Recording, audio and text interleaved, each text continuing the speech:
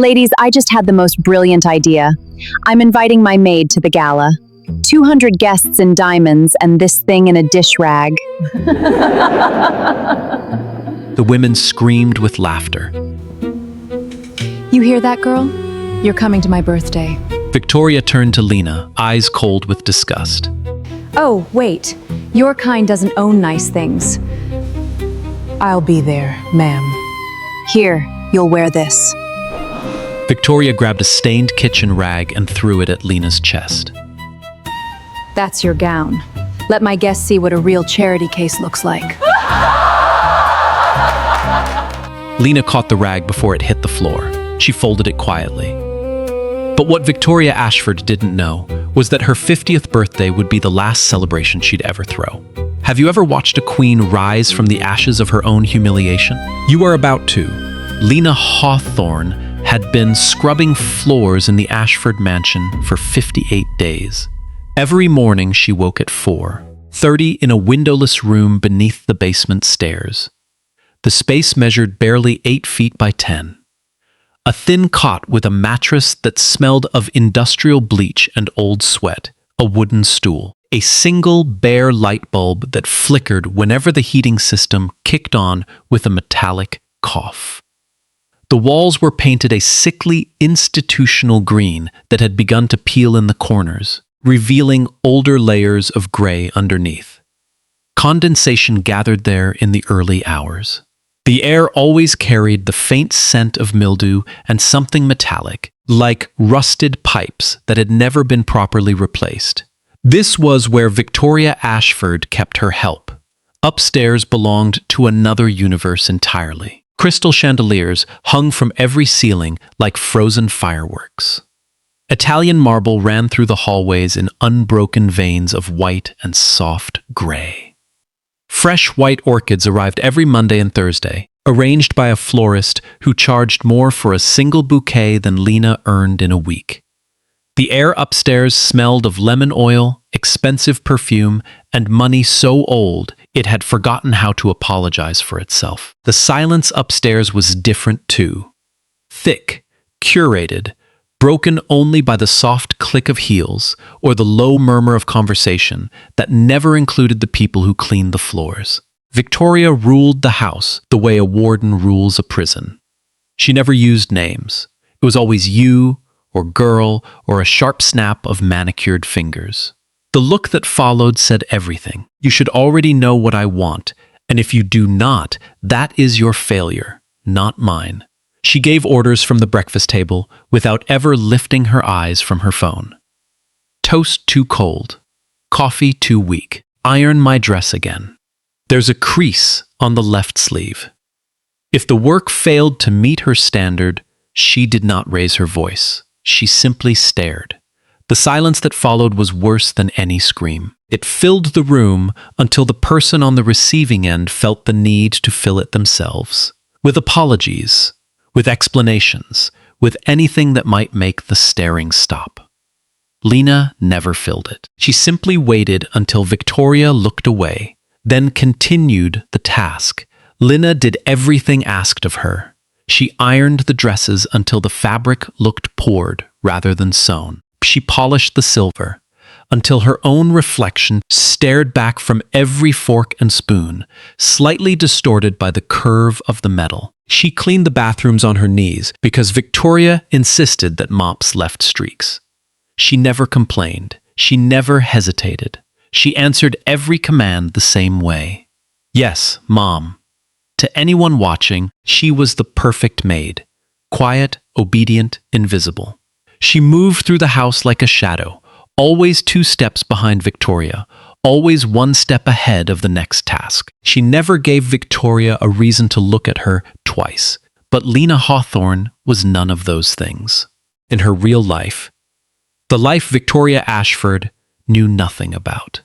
Lena was the deputy editor-in-chief of one of the most powerful newspapers in the country. Chief. 2 Pulitzer Prizes sat on the shelf in her corner office on the 32nd floor. She had brought down a pharmaceutical company that buried clinical trial data showing dangerous side effects. She had exposed a corrupt police union that protected officers who planted evidence.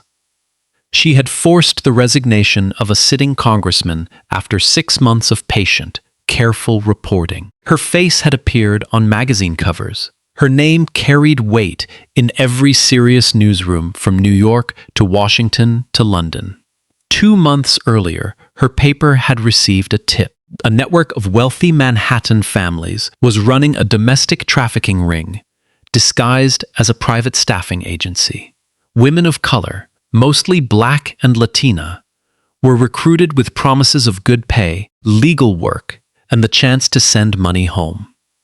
Instead, they were placed in homes where their passports were confiscated within the first 48 hours, their wages stolen or reduced to almost nothing, and their freedom stripped away piece by piece. The ring operated in plain sight, hidden behind charity galas, social register dinners, and the quiet understanding that certain people did not ask certain questions. And at the center of it all, according to the source, was one name: Victoria Ashford. Lena volunteered for the assignment. She cut her hair short, not because the role required it, but because she needed the physical reminder that she was stepping into someone else's skin. She packed a single bag. She arrived at the Ashford estate with a carefully fabricated resume and a hidden camera no larger than a button, sewn into the collar of her uniform, with thread that matched the fabric exactly. For nearly 8 weeks, she documented everything. Every conversation, every transaction, every locked door and confiscated phone. She recorded the way Victoria spoke to the staff when no guests were present. She recorded the way Charles signed checks without looking at the names on them. She recorded the quiet, exhausted conversations between Maggie and Sophia in the kitchen after midnight. When they thought no one was listening, 2 other women worked in the house. Maggie was 53. She had not spoken to her family in over a year because Victoria had taken her phone on the second day and never returned it. Her eyes held the careful flatness of someone who had learned that hope was a liability. She moved through her days with the efficiency of a person who had stopped expecting kindness and had decided simply to endure. Sophia Ramirez was 26. She flinched every time a door slammed. She had learned, the hard way, what happened to women who complained, who asked for their passports, who tried to leave. There was a small scar near her left temple that she never explained. Lena never asked. Lena watched them. She recorded what she saw, and she said nothing because the story was not yet ready. Charles Ashford moved through the house like a ghost in expensive loafers. He knew. Lena was certain of it. She had seen him sign checks to the staffing agency with the same detached precision he used for everything else. She had heard him on the phone negotiating placement fees for new girls, his voice low and practical, as if he were discussing the delivery of furniture. But Charles never raised his voice. He never touched anyone. He simply looked the other way and counted the money. The household ran on silence and fear. Victoria supplied the fear, Charles supplied the silence, and everyone else simply survived. Lena had been surviving for 58 days. 58 days of yes, Mom, and swallowed rage and a camera that never stopped recording. And now Victoria had invited her to the gala. It happened on a Tuesday afternoon. Victoria had left for a lunch meeting downtown. Charles was at his club. The house was quiet except for the low hum of the central air and the soft clink of dishes as Maggie washed them in the kitchen. The light coming through the tall windows was pale and winter. Then Lena had been assigned to dust Victoria's private study. She had only entered the room twice before, both times under Victoria's direct supervision. Today the door stood unlocked. Victoria had left in a hurry, Hermes' bag already in the car, before she remembered her sunglasses. She had not locked it behind her. Lena stepped inside. The room smelled of leather, tobacco, and the particular stillness of spaces that are rarely used for living. Floor-to-ceiling bookshelves lined 3 walls, filled with volumes that looked expensive and largely unread. A massive mahogany desk sat in the center, polished to a mirror shine. Behind it hung a full-length portrait of Victoria in a white gown, arms folded, chin raised, looking down as if the viewer owed her something. Beneath the painting rested a row of awards from various charity boards. The irony was thick enough to choke on. Lena began dusting the shelves the way she always did when she was actually scanning. Slow, methodical, her hands moving while her eyes catalogued. Her camera captured everything. The titles on the spines, the framed photographs of Victoria, with senators and socialites, the small bronze statue of a horse, the crystal paperweight, the leather-bound guest book from a fundraiser titled An Evening for Human Dignity. Victoria had signed the first page with a gold pen. Lena turned the book over in her hands. Human Dignity. Chief. Uff. She thought of Maggie scrubbing the bathroom floor at midnight because Victoria had decided the grout was not white enough. She thought of Sophia eating cold leftovers while standing in the pantry because the staff were not permitted to sit at any table in the house. She thought of the way Victoria's voice changed when she spoke to the women who worked for her, lighter, almost amused. As if their presence were a private joke, she alone understood human dignity. The words meant nothing in this room. She replaced the book exactly as she had found it. Then she moved to the desk, and she saw it. A manila folder lay open on the blotter. Not hidden, not locked away, simply sitting there, as if Victoria had been reviewing it before she left. The pages were slightly curled at the edges from handling. Lena glanced at the door, listened. Silence. She stepped closer. The folder contained a spreadsheet, 40 names, all women, all black or brown. Next to each name was a dollar amount. Some were marked placed, others pending. A few carried red X marks. Notes in the margins read returned or relocated. One name had been crossed out entirely. A single word in Victoria's handwriting sat beside it, written in the same precise script she used for everything else. Disposed. Lena's hands did not shake. She had seen worse in her career. She had read autopsy reports and wiretap transcripts and victim statements that kept her awake for weeks. But seeing those names reduced to dollar signs on a spreadsheet made something cold settle deep in her stomach.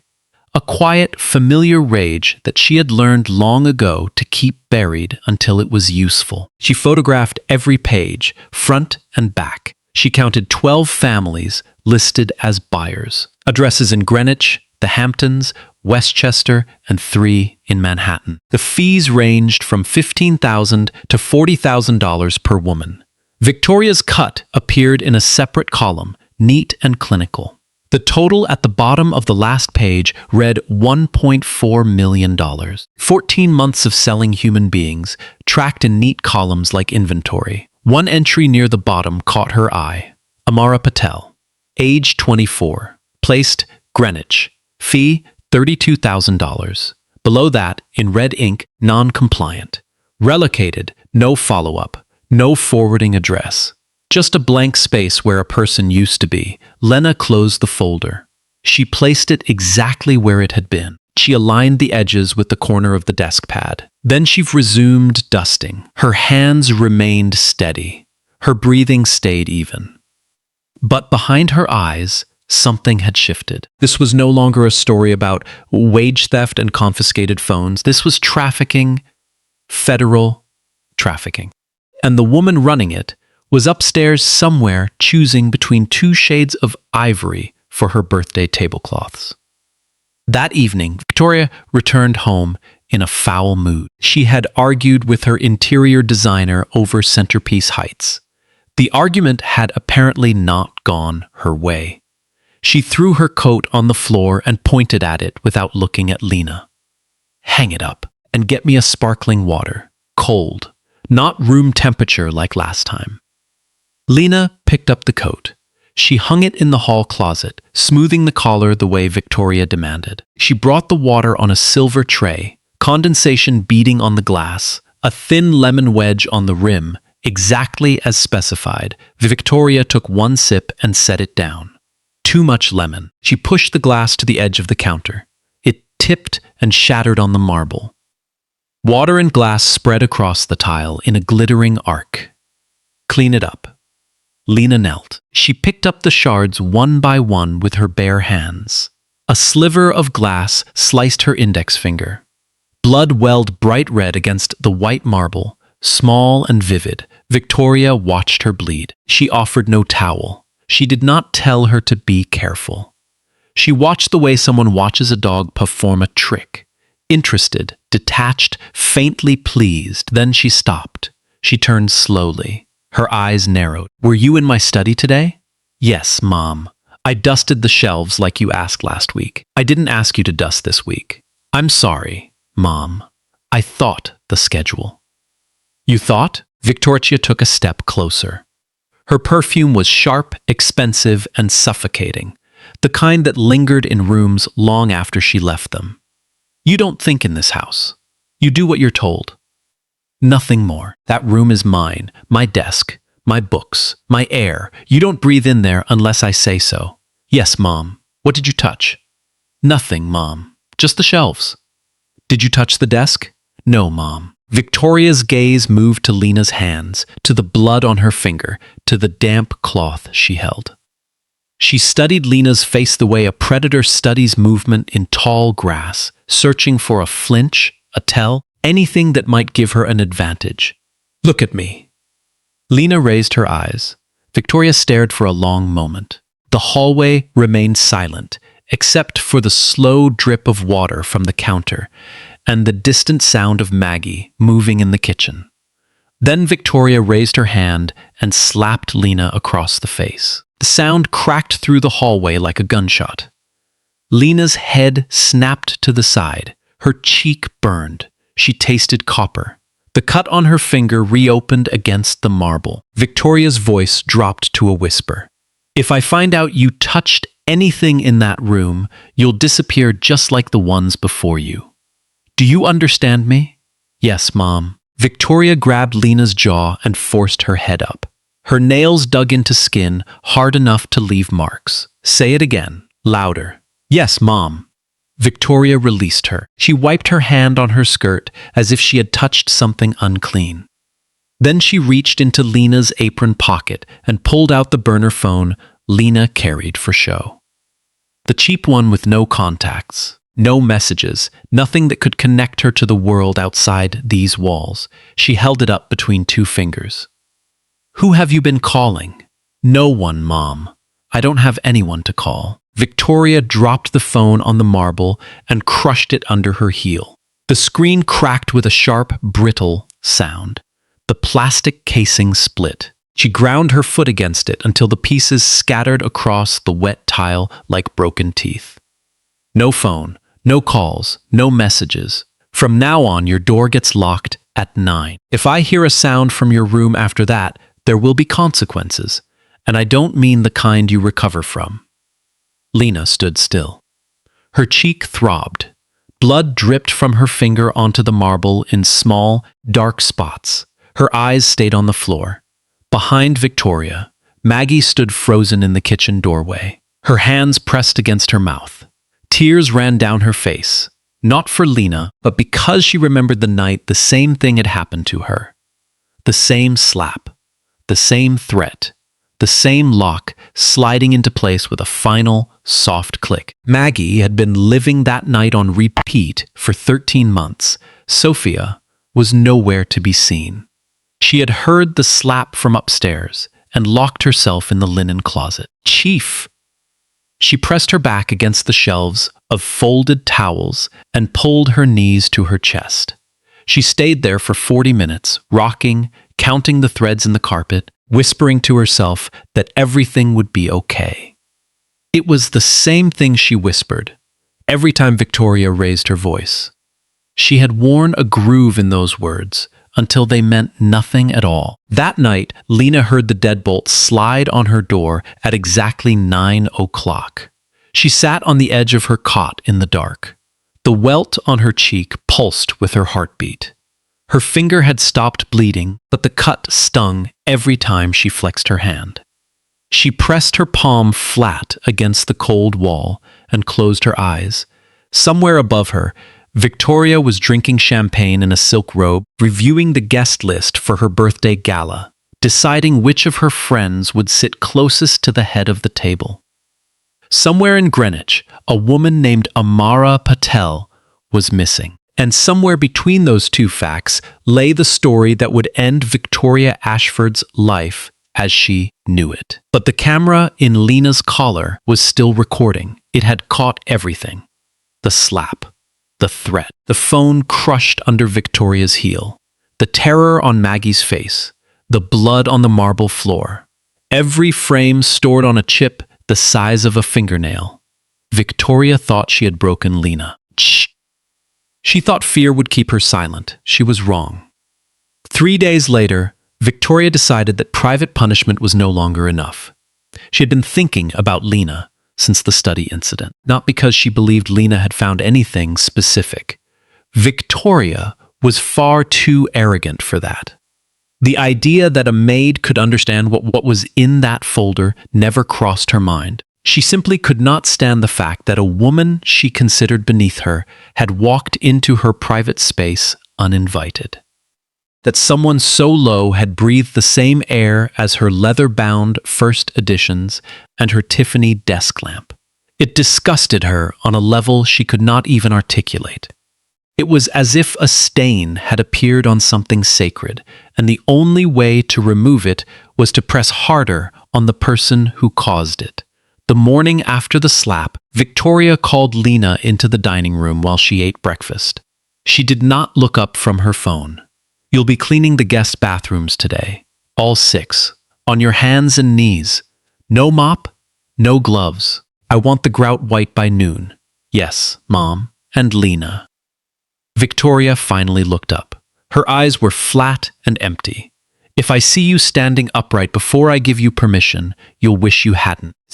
Lena spent the next 4 hours on her knees. The cleaning solution burned the cut on her finger. Her knees ached against the cold tile. But she cleaned every bathroom until the grout lines looked new. When she finished, Victoria walked through each one without a word. She found a single water spot on a mirror in the 4th bathroom. She made Lena redo all 6. Then Victoria invited her circle. They arrived on a Thursday afternoon. 4 women, all white, all dripping in casual wealth, bracelets that cost more than cars, handbags that cost more than apartments. They settled into the sunroom with Prosecco and imported cheese, and spoke about their summer homes as if everyone in the world owned 3. Victoria waited until the 2nd bottle was open. Then she rang the service bell. Lena appeared in the doorway, uniform pressed, hands clasped, eyes down. "Come here," Victoria said. She did not look at Lena. She looked at her friends. "Ladies, this is the one I told you about. The one who wandered into my study like she owned the place." The women exchanged glances. One of them covered her smile with her wine glass. "Tell them what you were doing in there," Victoria said. "Dusting, Mom." "Dusting?" Victoria repeated the word as if it were a joke. She was dusting. The women laughed. Victoria's smile disappeared. "Get on your knees." Lena knelt on the marble floor. The stone was cold through the thin fabric of her uniform. "Now stay there," Victoria said. "Stay right there while we finish our lunch. I want my friends to see what happens to help that forgets its place." Lena stayed. 20 minutes. 30 the women ate. They talked. They glanced at Lena the way someone might glance at a stain on the carpet, with mild annoyance, nothing more. Then Victoria stood. She walked to the table. She picked up her glass of red wine, a full glass, and crossed the room to where Lena knelt. "You know what I've been thinking," Victoria said. She held the glass above Lena's head. "That you still don't understand where you belong. She tilted the glass, the wine poured over Lena's hair, down her forehead, across her cheeks, dripping onto her white uniform, staining it red. It pooled on the marble beneath her knees. "There," Victoria said. "Now you match the floor." One of the women pulled out her phone and took a photograph. Another whispered, "Oh my God," but did nothing. A third looked away and sipped her Prosecco. Nobody said, "Stop."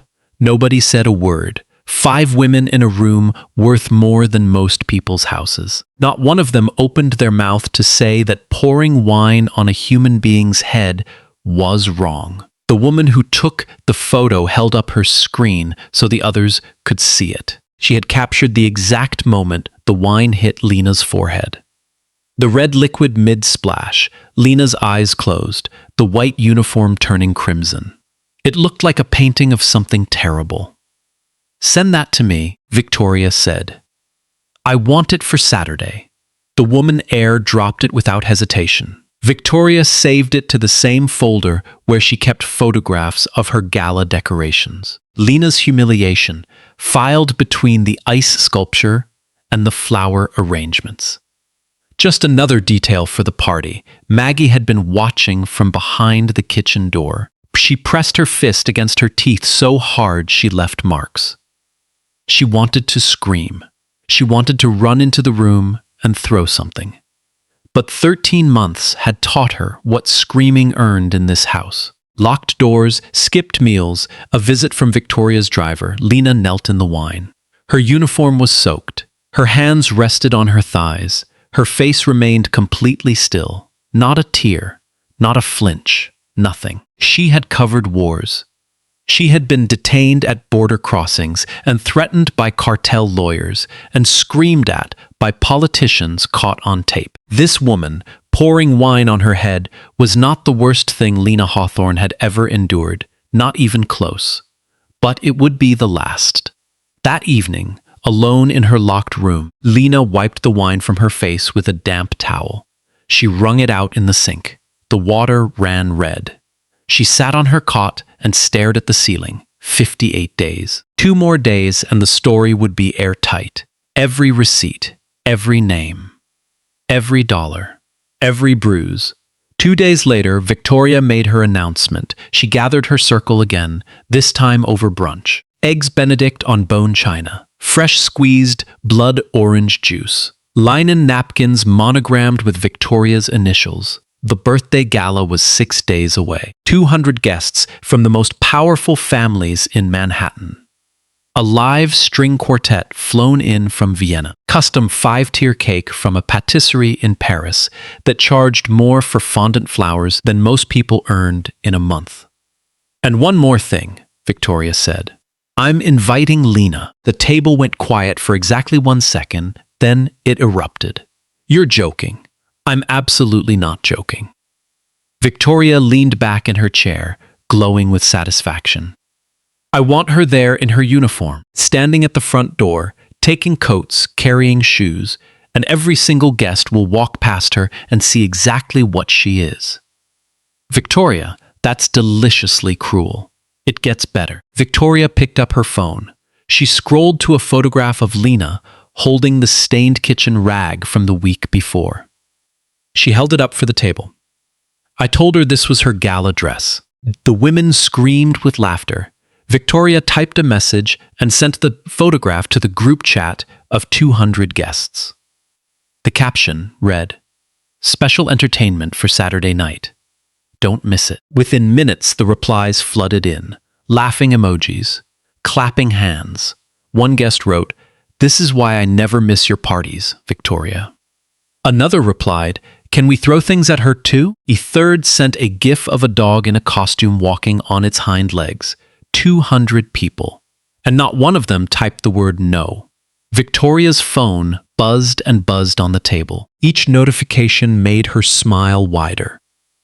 She was building an audience for a public execution, and every single guest had just bought a ticket. Lena was in the kitchen when it happened. She heard the laughter through the walls. She heard Victoria's voice rise with excitement as the replies came in.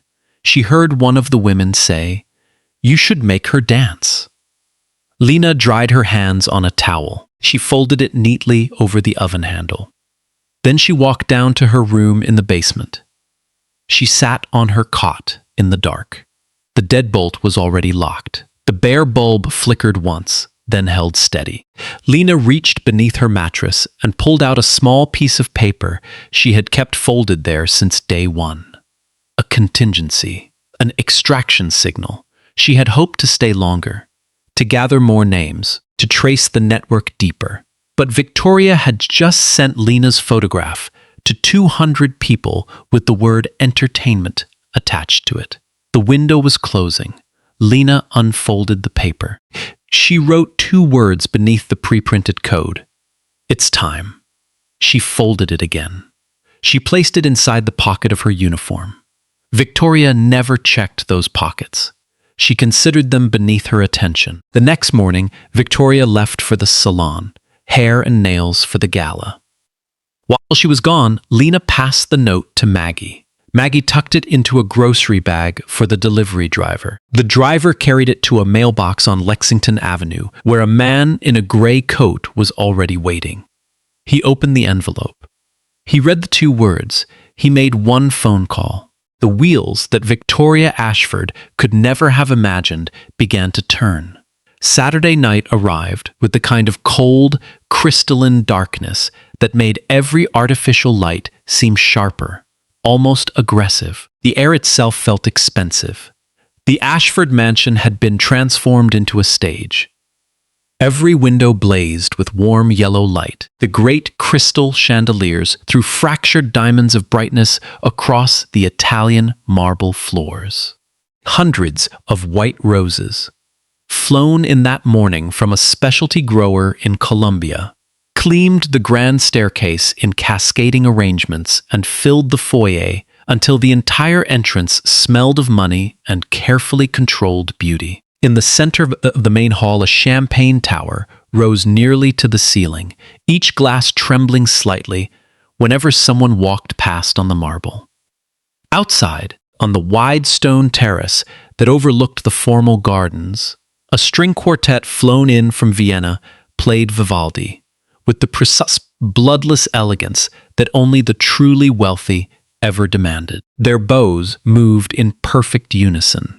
The music floated over the heads of arriving guests and disappeared into the cold night air without echo. Valet drivers in black coats and white gloves moved along the circular driveway with quiet, practiced efficiency. One after another, black cars arrived.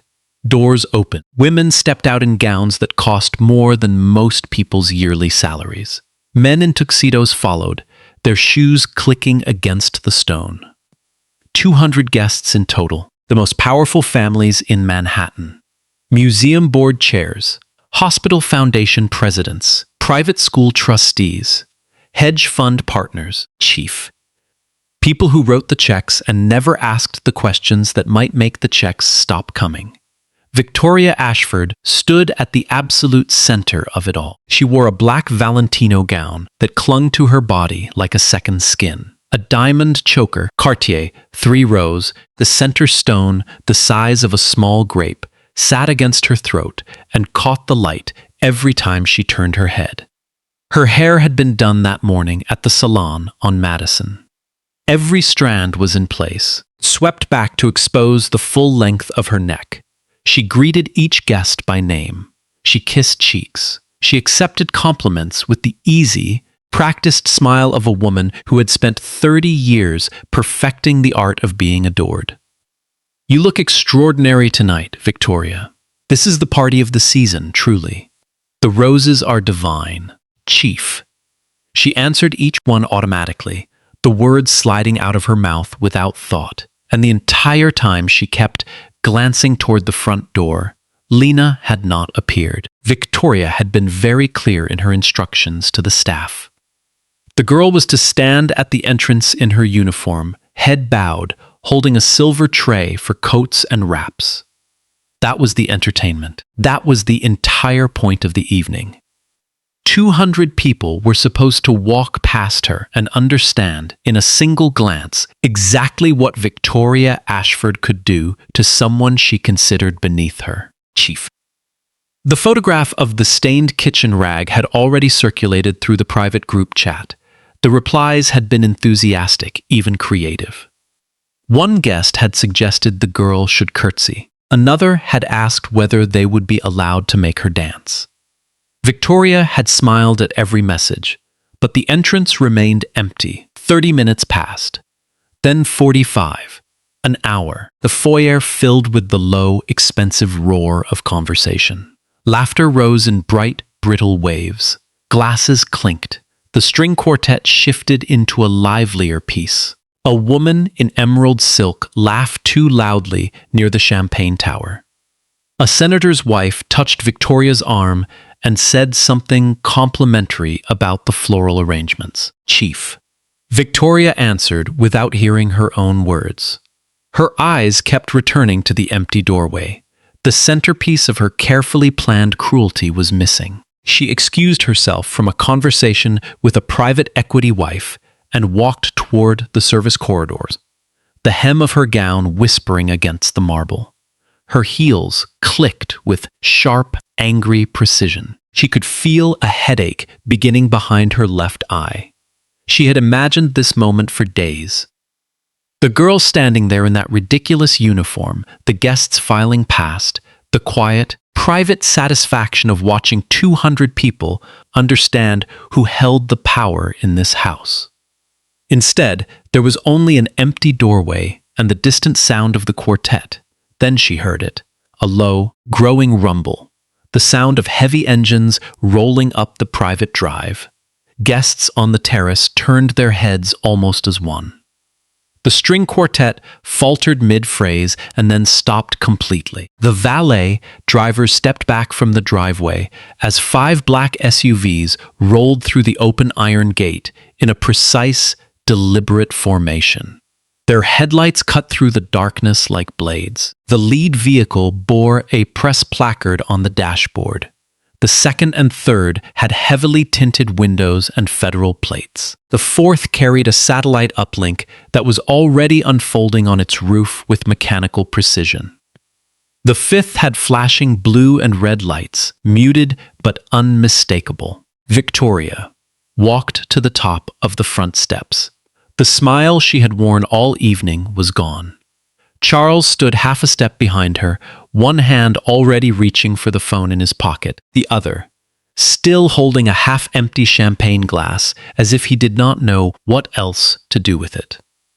200 guests crowded the doorway and the terrace, craning their necks, whispering. The champagne in their hands suddenly felt wrong, though almost no one set their glasses down.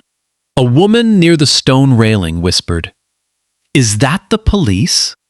Her husband did not answer. The first SUV stopped directly in front of the steps. The engine idled for 3 full seconds, then 4. The silence stretched until it became its own physical presence, thick, waiting, almost oppressive. Even the wind in the bare trees seemed to pause. The rear door of the lead vehicle opened, and Lena stepped out. She was unrecognizable. Gone was the stained uniform. Gone was the bowed head. Gone was the woman who had said yes, Mom, 60 times a day, who had cleaned bathrooms on her knees until the grout shone, who had wiped her own blood from the marble floor with bare hands and never raised her eyes. Lena Hawthorne stood on the driveway in a floor-length white gown, hand-embroidered with 10,000 crystals that caught every available light and threw it back in scattered, living stars. A diamond tiara sat on her head, a piece worth $2 million, loaned by the newspaper's parent company for this single night. Her makeup was flawless. Her posture was perfectly straight. Her eyes were clear, steady, and aimed directly at Victoria Ashford. She looked like a queen arriving at her own coronation. And in a way, she was. The driveway fell into absolute silence. 200 people stood with their mouths open, champagne going flat in their hands. A woman near the terrace railing dropped her clutch. The sound of it striking the stone was shockingly loud. A man in a tuxedo whispered to his wife, "That's not the maid." His wife did not answer. She could not find the words. Somewhere in the crowd, someone said, very softly, "Oh my God." Victoria's champagne glass slipped from her fingers. It shattered on the marble steps. The crystals scattered across the stone like a handful of dropped diamonds. She did not notice. Her eyes remained locked on the woman in white.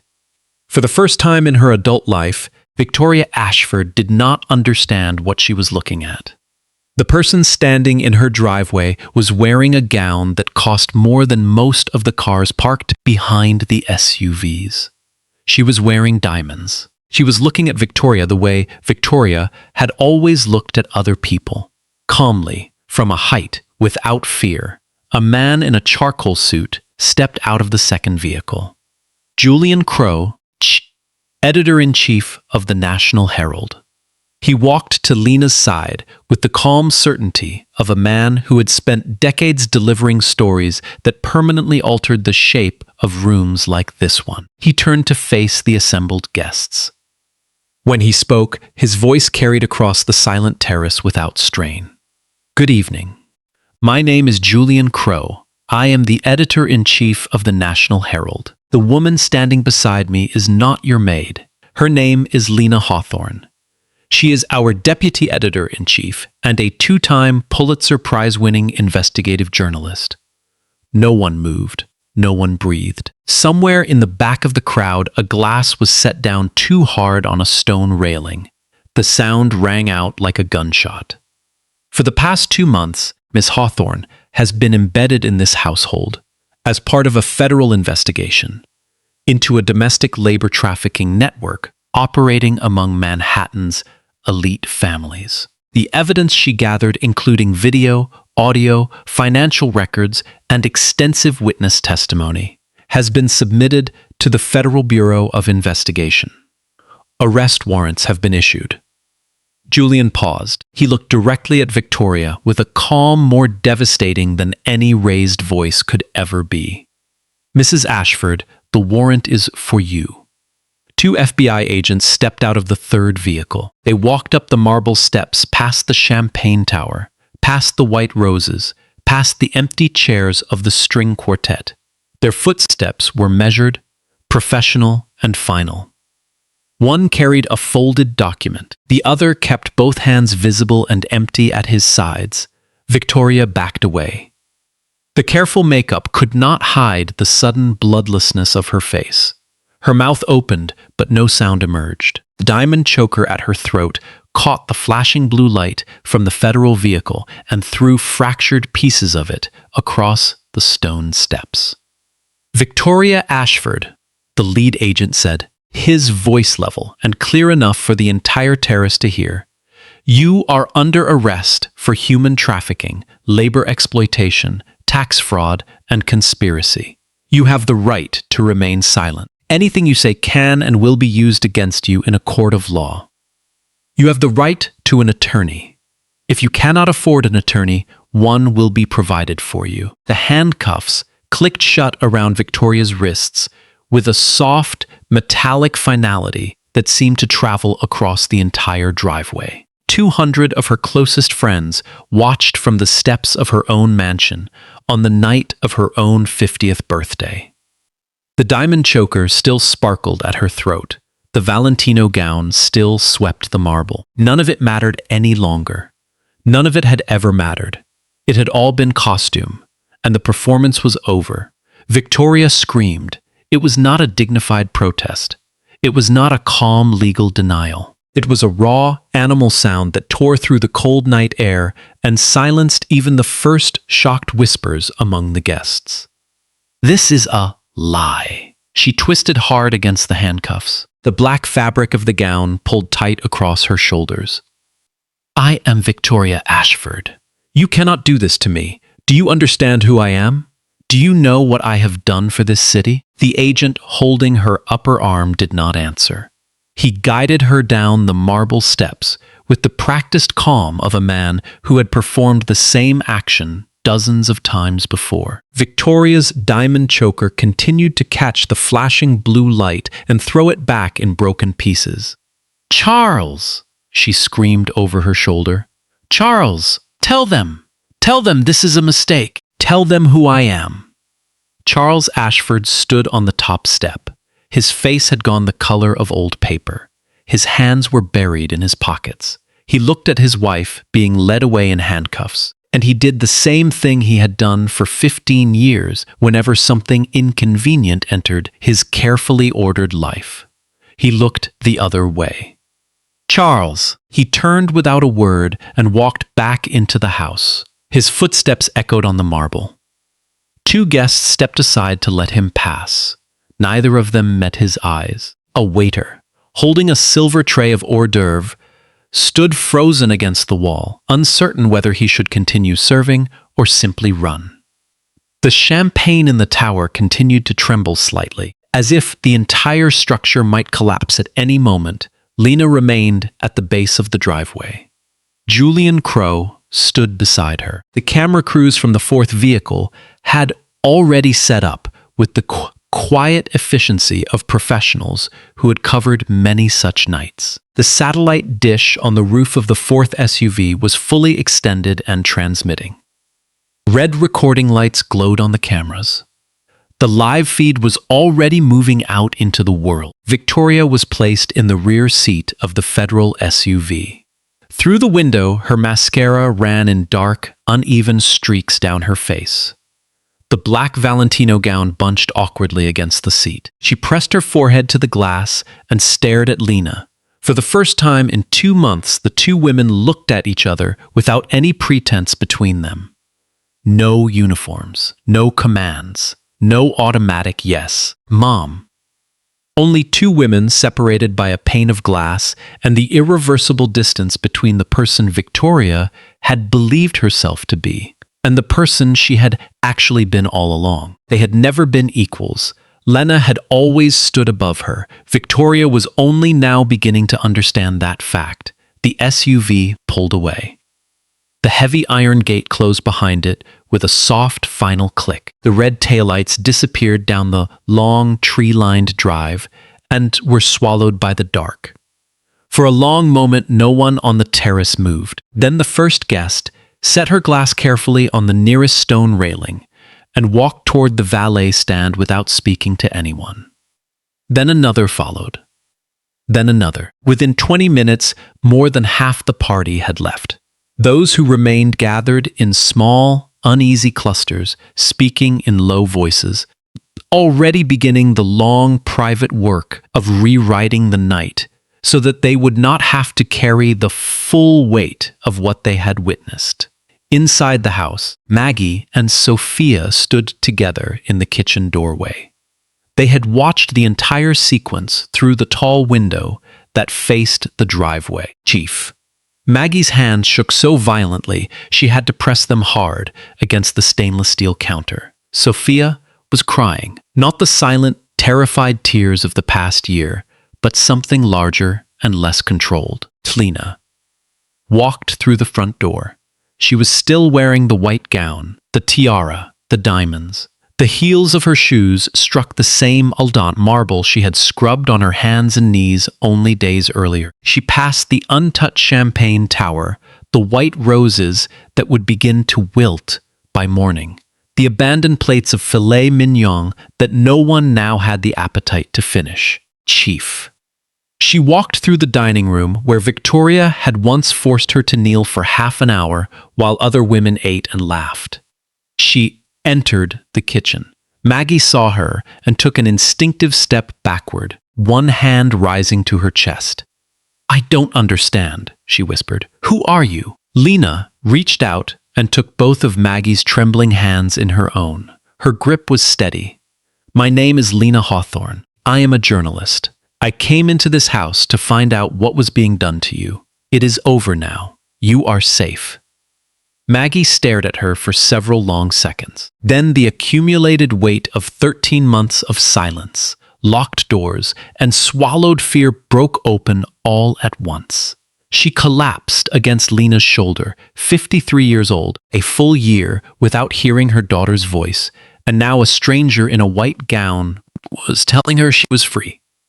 She sobbed until her legs would no longer hold her. Lena supported her weight, the crystals on the gown catching the kitchen light like small, quiet stars. Sophia remained 3 feet away, arms wrapped tightly around her own body, eyes wide and glassy, as if she were still waiting for the sound of a key turning in a lock on the outside of a door. Lena looked at her over Maggie's shoulder. Sophia, it is over. No one is locking your door tonight. No one will ever lock your door again. Sophia's mouth trembled. Then she broke. She crossed the short distance in 2 steps and buried her face against Lena's other shoulder, the same way she had once pressed herself into the corner of the linen closet when the screaming began. Her entire body shook. The 3 women stood together in Victoria Ashford's kitchen, holding one another, while the party that had been built to humiliate one of them finished collapsing into silence and empty glasses and the distant sound of departing cars. Outside, the last guests were leaving. The champagne tower remained untouched. The white roses waited for morning. The chairs of the string quartet sat empty on the terrace, instruments still open in their cases, as though the musicians had simply vanished between one note and the next. Lena closed her eyes for a moment and allowed herself to feel the weight of the 2 women leaning against her. The hidden camera in her collar had long since stopped recording. The story was no longer contained inside the walls of this house. It was already moving outward, carried by satellite signals and the quiet, relentless machinery of a newspaper that had waited 2 full months for this single night. She opened her eyes again. Outside, the red and blue lights had vanished. The driveway was empty once more. For the first time in years, the mansion was quiet in a way that had nothing to do with fear. In the distance, the first news helicopters began to circle above the trees. It was a Tuesday evening in late autumn. The sky over Manhattan was the color of wet concrete. At exactly 8:00 p.m., every major network cut to the same package. The graphic was simple and brutal. A black background, white text, and a single still image of Victoria Ashford in handcuffs on the steps of her own mansion, Manhattan socialite, arrested for running domestic trafficking ring. The voiceover was calm, almost clinical. Then the footage began. 2 months of Lena's hidden camera, the slap in the hallway, the wine poured over her head while 4 women watched and 1 took a photograph. The locked basement door, the spreadsheet with 40 names, the word disposed written in Victoria's precise handwriting. Charles on the phone, voice low and practical, discussing replacement costs. Maggie's face the night her phone was taken. Sophia flinching at the sound of a slammed door. The public reaction was not gradual. It was immediate and volcanic. Within the first hour, the hashtag Justice for the 40 began climbing. By midnight, it was trending in every state. People who had never thought twice about the women who cleaned their houses or cared for their children suddenly found themselves staring at the same question. How many of us looked the other way? Vigils formed outside the Ashford mansion that same night. Strangers stood on the sidewalk holding photographs of the 40 women, some clear, some blurry, all of them real. Candles burned in paper cups. Someone had printed the spreadsheet and taped it to the iron gate. News vans arrived before dawn and did not leave for weeks. The FBI expanded the investigation with the kind of speed that only happens when the evidence is already airtight. What had started as one household became a web that stretched across 3 states. On a Wednesday morning at 6 a.m., 12 residences were raided simultaneously. In Greenwich, agents found a woman locked in a basement who had not seen daylight in 8 months. She had been told her family was dead. In the Hamptons, 3 women shared a single mattress in an unheated garage. One of them still had the bruises from the last time she asked for her passport. In Westchester, agents recovered forged immigration documents and a ledger that matched Victoria's system exactly, Same columns, same clinical language, same cold arithmetic of human lives reduced to numbers. 15 people were arrested in the first wave. By the end of the month, the number had risen to 23. Lawyers, accountants, staffing agency managers. Some of them cried when the handcuffs went on. Others stared straight ahead, already calculating how much their silence would cost. Victoria Ashford's trial began 4 months later in a federal courtroom in Lower Manhattan. She arrived each morning in an orange jumpsuit, hair pulled back, no makeup, no jewelry. Chief, the woman who had once poured wine on another human being's head while her friends took photographs, now sat behind a wooden table with a public defender who looked permanently exhausted. Her private attorney had withdrawn the day the story aired, citing irreconcilable differences. The courtroom was packed every day. People stood along the walls. Journalists filled the overflow rooms. The prosecution called 31 witnesses, women who had been sold, women who had been beaten, women who had worked 18-hour days, without pay, without phones, without the ability to leave. One woman testified that Victoria had told her, in a voice as calm as if she were discussing the weather, "If you run, I'll call immigration. If you talk, I'll say you stole from me. Either way, you lose, Chief." Another described being forced to sleep on the floor of a laundry room for 6 months because she had asked too many questions about her wages. Maggie took the stand on day 9. She wore a simple gray dress she had borrowed from a social worker. Her hands were folded tightly in her lap. When the prosecutor asked her to describe the night Victoria confiscated her phone, Maggie was silent for several seconds. Then she spoke in a voice that was quiet but clear. She came into the kitchen after dinner. She held out her hand and said, "Give it to me." I asked why. She said my family didn't need to hear from me anymore. She said I belonged to her now. I gave her the phone.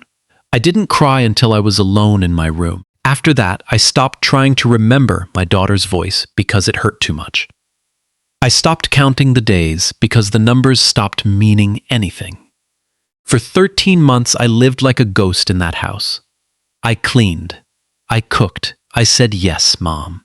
And every night I wondered if anyone was still looking for me. The courtroom was completely silent when she finished. Sophia testified on day 12.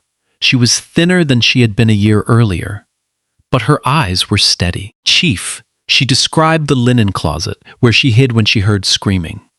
She described the lock on her door and the soft, final click of the key turning from the outside. She described the night she tried to leave and found Victoria's driver blocking the service exit with a baseball bat, smiling as if the whole thing were a private joke between the two of them. Used to whisper to myself that everything would be okay, Sophia said. I said it so many times the words stopped meaning anything. They were just sounds I made so I wouldn't scream. After a while, I stopped whispering. I just waited. I didn't know what I was waiting for. I only knew that if I stopped waiting, something worse would happen. Victoria's defense attorney tried everything the law allowed and several things it did not. He argued entrapment. He argued journalistic overreach. He argued that Lena had violated Victoria's Fourth Amendment rights by recording inside a private home. The judge dismissed every motion with the same calm finality. The evidence was overwhelming. The recordings were legal under federal wiretap exceptions for trafficking investigations. And the 40 names on that spreadsheet were not abstractions. They were real women with real families who had been bought and sold like furniture. The jury deliberated for 6 hours. 6 hours for 15 years of crimes. 6 hours for 40 lives stolen and cataloged in neat columns. When they returned, the foreperson stood and read the verdict in a clear, steady voice. Guilty on all counts: human trafficking, labor exploitation, tax fraud, conspiracy, witness intimidation. Victoria showed no emotion. She sat perfectly still in the orange jumpsuit, hands folded on the table, staring straight ahead. It was the same posture Lena had held for 2 months. Head down, hands still, silent. The difference was that Lena had chosen it. Victoria had it forced upon her. The judge sentenced her to 22 years in federal prison, with no parole eligibility for 15 years. He also ordered the forfeiture of the Ashford mansion, all associated bank accounts, and Victoria's personal assets, totaling $38 million. When he finished speaking, the only sound in the courtroom was the soft click of the court reporter's keys. Charles Ashford was charged separately. His lawyer attempted to paint him as a passive bystander, a man who simply lived in the house and signed whatever papers his wife placed in front of him. The prosecution dismantled that narrative in under an hour. They played recordings of Charles on the phone negotiating placement fees, his voice low and practical. They showed signed checks in his handwriting. They presented emails in which he referred to the women as units and discussed replacement costs when one of them tried to run. The passive bystander had been an active participant all along. He pleaded guilty to conspiracy and tax fraud in exchange for testimony against 3 of the other families. He received 8 years. When the sentence was read, he looked at the floor and did not speak. Outside the courthouse, hundreds of people had gathered. When the news of Victoria's sentence reached them, a low cheer rose and then grew. Cameras flashed. Lena stood on the steps beside Julian Crowe. The wind lifted the edge of her coat. She did not look at the cameras. She looked at the faces in the crowd. 40 women were bought and sold in this city, she said. They were hidden in plain sight, in homes that hosted charity galas and holiday parties. They served champagne to people who knew exactly what was happening and chose to look the other way. Today, a jury said that silence is not innocence. Today, a jury said enough. The clip was viewed 60 million times in the first week. Comments poured in from every corner of the country. Survivors of labor exploitation shared their own stories beneath the video. Domestic workers who had been too afraid to speak began calling the hotline number Lena's paper had published. Within a month, more than 300 new reports had been filed. Congress took notice.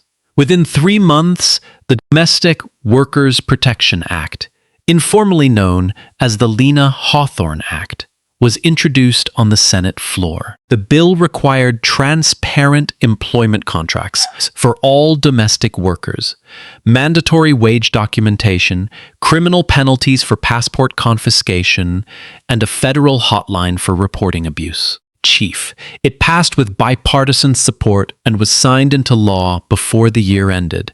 The 40 women were connected with legal advocates, immigration attorneys, and trauma counselors. Private fund, established by the newspaper's parent company, provided housing and job training. Within a year, 36 of the 40 had been reunited with their families. The remaining 4 were still navigating the long, complicated process of reclaiming names and papers and the simple right to exist in the open. The video of Victoria being handcuffed at her own birthday party became the most shared clip of the year.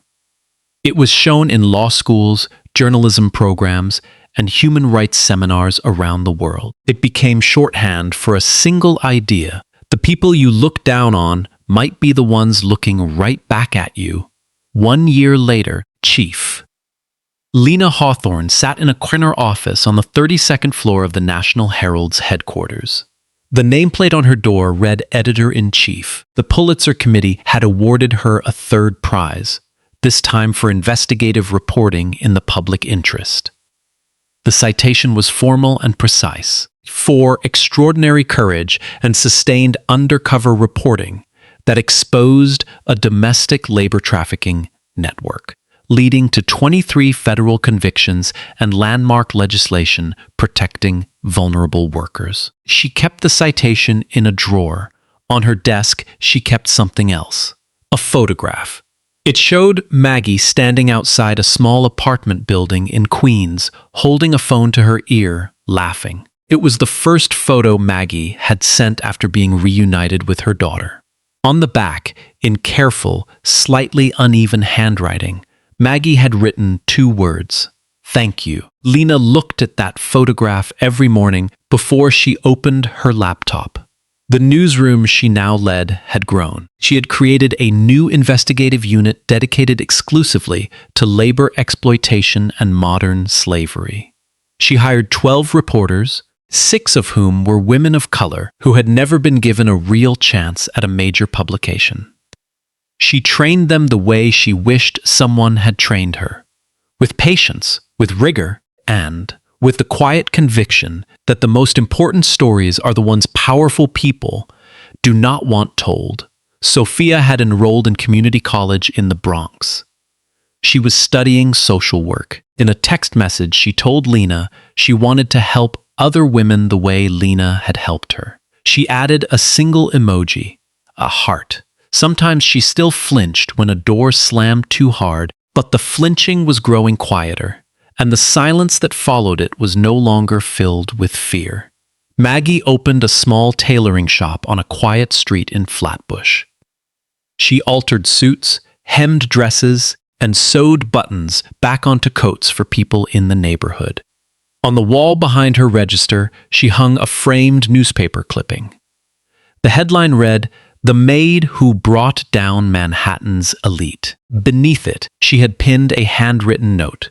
She held my hands and told me I was safe. Victoria Ashford sat in a federal correctional facility in Danbury, Connecticut. Her cell measured 8 feet by 10. There was no Italian marble, no crystal chandelier, no orchids arriving on Mondays and Thursdays. She wore the same khaki uniform every day. She ate in a cafeteria where no one knew her name and no one cared who she used to be. The judge had ordered 200 hours of community service to be served after her release, specifically at a shelter for trafficked women. Whether she would ever understand the weight of that sentence was a question no one could answer.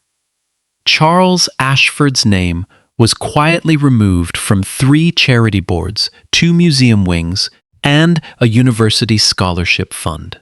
The Ashford Mansion was seized by the federal government and converted into a transitional housing facility for survivors of domestic trafficking. The sign outside the Iron Gate now read, "Hawthorne House." A place to begin again. Lena had suggested the name. On the anniversary of Victoria's arrest, Lena received an invitation to speak at the United Nations. She stood at the podium in a simple black dress. No tiara, no diamonds. She did not need them. Chiefs. She told the assembly about Maggie's tailoring shop and the way the afternoon light fell across the sewing machines. She told them about Sophia's first semester and the quiet pride in her voice when she spoke about her classes. She told them about the woman in Greenwich who had not seen daylight for 8 months, now a receptionist at a dental office who called her mother every Sunday without fail. Then she said the words the audience would carry with them long after they left the hall. Victoria Ashford had a Valentino gown and a diamond choker. She had 200 guests and a 5-tier cake flown in from Paris. She had everything a person could want, and she used all of it to crush people she thought could not fight back. Lena paused. She looked at the front row. A delegate from Ghana, a human rights lawyer from Brazil, a survivor from the Philippines, whose hands were folded tightly in her lap. But here's what Victoria did not understand. The people she pushed down were not falling. They were bending. And when they straightened back up, they brought the whole truth with them. She gripped the edges of the podium. Her voice dropped, steady and clear. Maggie spent 13 months without hearing her daughter's voice. Sophia hid in a linen closet every time a door slammed. Tamara Patel disappeared from a spreadsheet, and no one asked where she went. These are not statistics. These are people, and they deserved better than what this world gave them. The audience rose to their feet. Lena stepped off the stage and checked her phone. A text from Maggie waited for her. A photograph of a dress she had just finished sewing. Purple silk with clean white stitching, the seams careful and exact. Lena smiled. She typed back, "Beautiful. Save one for me. If someone ever treated you like you were beneath them, what would you want the world to know about who you really are?" Drop your answer in the comments. And if this story moved you, share it with someone who needs to hear it. The black man was seated in the luxurious business class cabin, but because of his skin color, he was targeted by the beautiful flight attendant. She showed an annoyed expression and demanded to check his ticket. Ticket and ID card, sir. I need to verify if you're actually supposed to be in the business class cabin. She claimed the ticket was a fake. This is a sophisticated forgery. You can't just print a fake pass and expect to sit with the elite. When the man didn't resist, she pushed her luck and declared that the seat belonged to someone else. Is there a problem here? Because this man is currently sitting in my seat. I suggest he moves before things get ugly. A wealthy-looking white man strode over and arrogantly claimed the seat as his own. Grab your bags and get out of here. People like you don't belong in the front of the plane. Go find a stool in the back. She even stripped the black man of his first-class ticket, brandishing it like a trophy. Finally, a man of my stature shouldn't have to wait for his rightful place. Thank you, sweetheart. Just an hour later, they would pay dearly for their actions. 5:30 in the morning, Buckhead, Atlanta. The espresso machine hissed in the kitchen of a penthouse that took up an entire floor. Cameron Ashford poured a single shot into a black ceramic cup. The window behind him showed the city still sleeping. 1,000 orange streetlights like scattered embers. His phone buzzed on the counter. Cameron, it was Daniel Brooks, COO, 12 years at his side. "You're up early. I'm flying. Skybridge JFK at 8:15. Their CFO wants another sit-down about the capital injection. $5 billion is a lot of leverage for one airline. We'll talk on the ground. Stay close to your phone." Cameron ended the call. He looked at the Wall Street Journal spread across the Marble Island. Skybridge Airlines was in the lower right corner of the business section. Another headline about the baggage scandal eating into Q3 revenue. He'd read enough. He dressed the way he always dressed when he flew commercial. Navy suit tailored but plain. No tie, no watch, no cufflinks. A single Toomey carry-on by the door. His MacBook tucked under his arm like a textbook. Anonymity by design. Hartsfield-Jackson at 6:20. The terminal was already a wave of suitcases and tired faces. Cameron moved through priority screening, the way someone moves when they know exactly which line to stand in. The TSA officer at the metal detector glanced up, a small nod. Cameron nodded back. At the gate, the agent scanned his boarding pass. She paused. Her eyes flicked to the platinum tear stripe across the top of his card, then back to his face, then back to the card. She handed it back without a smile. Cameron didn't react. He'd seen the double take 1,000 times.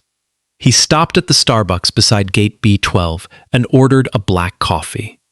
The barista, early 20s, half awake, handed him the cup with a polite shrug of a smile. "Have a good one, buddy." Cameron tipped $4 on a $5 coffee, walked on. He stepped onto flight 802 at 6:53. The cabin smelled like recycled air and lemon disinfectant. The amber lights of first class were already glowing. Vanessa Hartwell was checking boarding passes at the door. She had the smile of someone who decides what she's going to think about a person before they reach her. She took Cameron's pass. She studied it. She turned it over. She studied it again. Then, she looked over her shoulder down the jet bridge, checking for someone else. 2A, she finally said flat. No greeting. Cameron took the pass back and walked to his seat.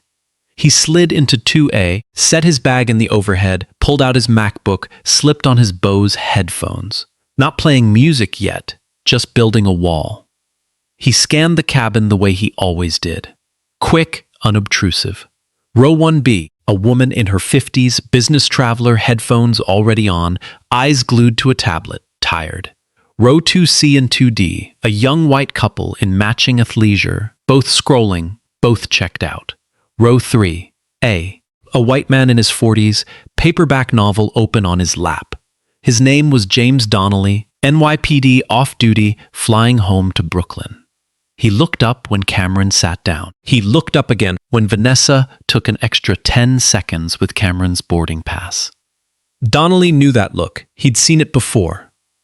Last spring, his sister's husband had been turned away from a steakhouse on Atlantic Avenue.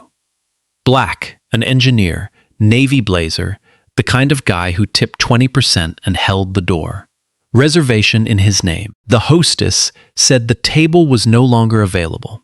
Donnelly had been at the bar 3 drinks deep. He'd watched the whole thing happen. He hadn't pulled out his phone that day. He hadn't said a word. He'd thought about it every Tuesday since. Now he set his paper back down. He slid his phone out of his shirt pocket. He opened the camera. He didn't press record yet, but his thumb hovered over the button just in case. Row 4B. An older white man in a Vietnam veteran cap, eyes already closed, asleep before takeoff. Outside the window, the September morning was turning pink at the edges. Skybridge Airlines was 6 weeks into a brutal PR crisis. A viral baggage handling video, 3 executive resignations, an earnings call on Thursday. The analysts were already calling a bloodbath. The cabin door was still open, boarding still in progress. That's when the voice rolled in from the jet bridge. Loud male already annoyed. Where's my seat? I don't have all morning for this. Vanessa's face brightened. She turned toward row 2. Preston Caldwell rolled into first class like he owned it. Wrinkled blazer, oversized gold watch flashing on his wrist, a cloud of cologne strong enough to wake the veteran in row 4B from his nap.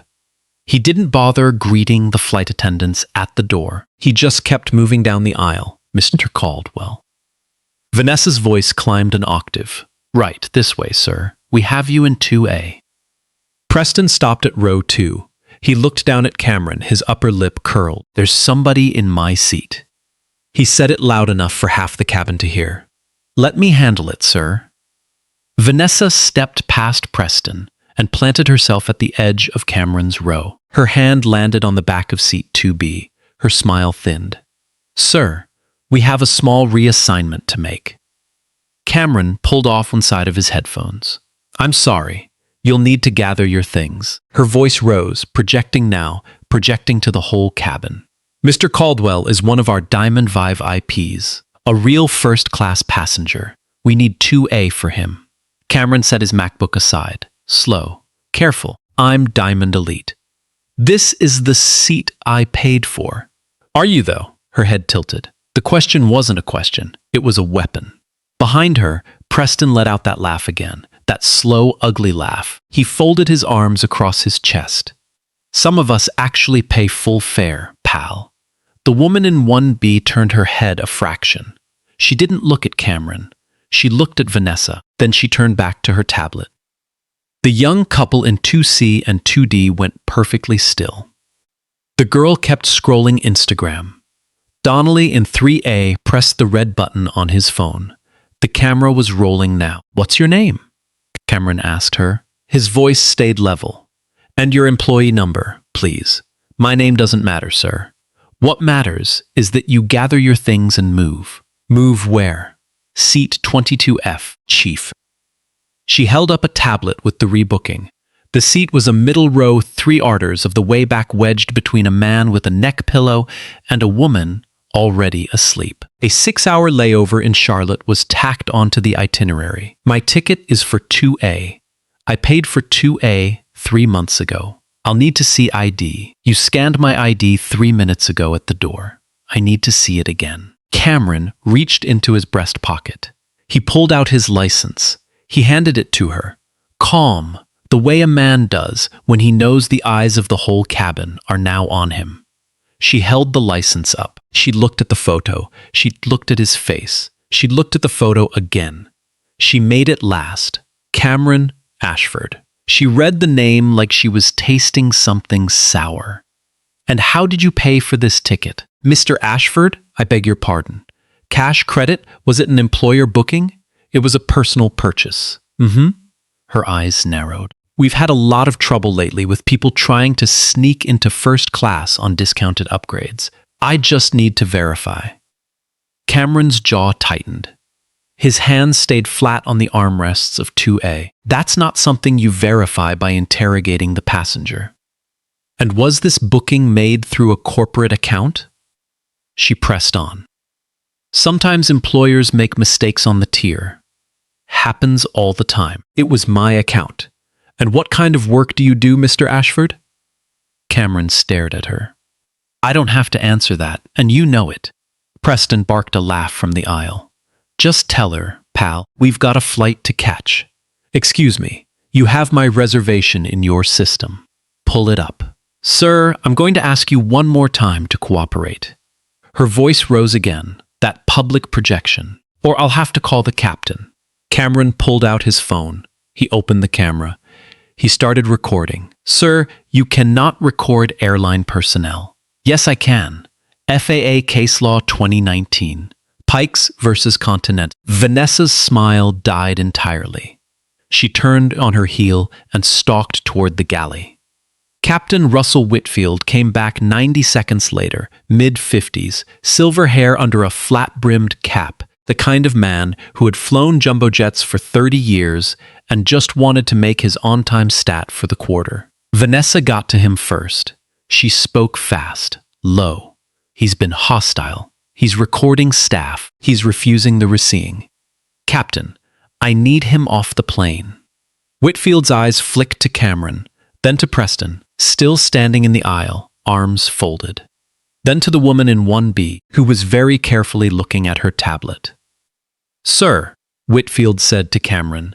His tone was the trained tone of a man who had done this twice this month already. I need you to step into the galley with me so we can sort this out.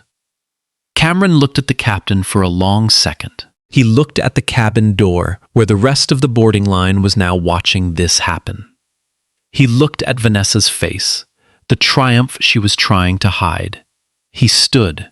The whole cabin went silent. Cameron's hands, the ones that had stayed flat on the armrests through every question, finally moved. He reached up to the overhead compartment. He lifted his Toomey out himself. He did not let anyone touch his bag. The sound in that moment wasn't really silence. It was the small things you only hear when everything else has stopped. The hum of the air system, the click of someone's seatbelt being unlatched, a baby crying 2 rows back in economy, the wheels of Cameron's Toomey rolling out of the overhead and across the carpeted floor. One slow click at a time, he stepped into the aisle. Preston was waiting. He didn't move out of the way. He waited until Cameron was within arm's reach, and then he stepped not aside, but forward. Their shoulders collided. Preston grunted. He did not apologize. People like you. Preston said soft enough that only the front of the cabin could hear. Always make a scene. Cameron stopped. He turned. His voice was very, very quiet. What people exactly? Preston smirked. You said it, not me. Vanessa snatched Cameron's boarding pass from his hand. She held it up, high, exaggerated, theatrical, so the whole cabin could see. This passenger has been removed. In row 4, an 8-year-old white boy in a brave cap tugged on his mother's sleeve. Mommy, why are they making that man leave? The mother pulled him close. She whispered something into his hair. She did not answer the question. Snorts. The boy kept staring at Cameron all the way down the aisle. Donnelly in 3A had his camera angled perfectly. He was holding it like a sleeping baby. Low, casual, lens up. He caught the boarding pass in Vanessa's hand. He caught Preston's smirk. He caught the boy's question. He caught the mother who couldn't answer it. He caught all of it. Cameron walked down the aisle without looking back. Captain Whitfield walked behind him. The cabin door closed. Preston, dropped into seat 2A. He stretched his legs into Cameron's footwell. He looked at the young woman in 2D, then up at the flight attendant who had just appeared in his row. Her name tag said Hannah. She was 22. This was her 4th month on the job. "Champagne, sir. Pour me one, sweetheart." Preston grinned. He tapped the rim of the empty flute on his tray. "Your hands are a lot prettier than the one that was sitting in the seat. And honestly, the whole cabin smells better now." Hannah's smile froze. She didn't know what to say. She had been trained for medical emergencies, evacuations, turbulence procedures. Nobody had trained her for this. Preston leaned back. He raised his voice, loud, performative, talking to the whole row. "Now, some folks just don't get it. First class isn't for everyone. It's for people with taste." In row 1B, the woman with the tablet set the tablet down. She turned. She looked at Preston. She looked at him for a long moment, the kind of look a 50-year-old woman gives when she has just decided something very specific. Then she turned back to her tablet. She did not speak. But 3 weeks later, the woman in 1B would be the one who picked up the phone. When an investigative journalist at the Atlanta Sentinel went looking for a corroborating witness from this flight, she would be ready. "Chief." In the galley behind the curtain, Cameron set his bag down. Vanessa stood at the front of the cabin, framed in the open doorway. She watched Preston settle into 2A and signal for a second glass of champagne. She allowed herself a small, satisfied smile. She had no idea what she had just done. The galley curtains swept shut behind them. Vanessa was already on the intercom. "Ground security to gate B12. Disruptive passenger." Now, Captain Whitfield raised one hand. "Vanessa, let's slow down. He threatened me, Captain. He didn't threaten you. I watched it on the cabin camera." His tone, "Captain, you don't understand." Whitfield rubbed the back of his neck. He had a wife, 2 kids in college, and 11 years left on his pension. He looked at Cameron. He looked at Vanessa. He looked at the cabin door where a line of boarding passengers was still staring through the gap. He chose the easier road. "Sir," Whitfield said to Cameron, "let's step off the plane and let ground sort this out. It'll be faster." It would not be faster. The jet bridge swallowed them in fluorescent light. 2 TSA officers stood at the far end, hands clasped in front of them, faces neutral. A man in a Navy Skybridge ground supervisor blazer was waiting with them. His name tag said Wilson. Gregory Wilson. 6 years in the position, 4 written commendations, 11 complaints from passengers of color. Every one of them filed quietly and dismissed quietly. He did not look at Cameron. He looked at Vanessa. "What do we have?" Hostile passenger refused reassignment. Recording staff, captain wants him off. Wilson nodded once. He turned to Cameron. "Sir, I'm going to need you to step off the bridge with me." "For what reason?" "Security clearance." "I cleared security 90 minutes ago. We're going to need to do it again." "Open the bag." Cameron set his Toomey down on the carpeted floor. He unzipped it. He did not protest. He did not yank his hands back when Wilson reached inside. Wilson pulled out the MacBook. He held it up to the fluorescent light like a piece of evidence. "This is unusual. It's a laptop. It's a high-end laptop. It's a Pro. They sell them at the airport." "And the phone?" Cameron handed over his phone. Wilson tapped the screen. It was locked. He frowned. "Unlock it."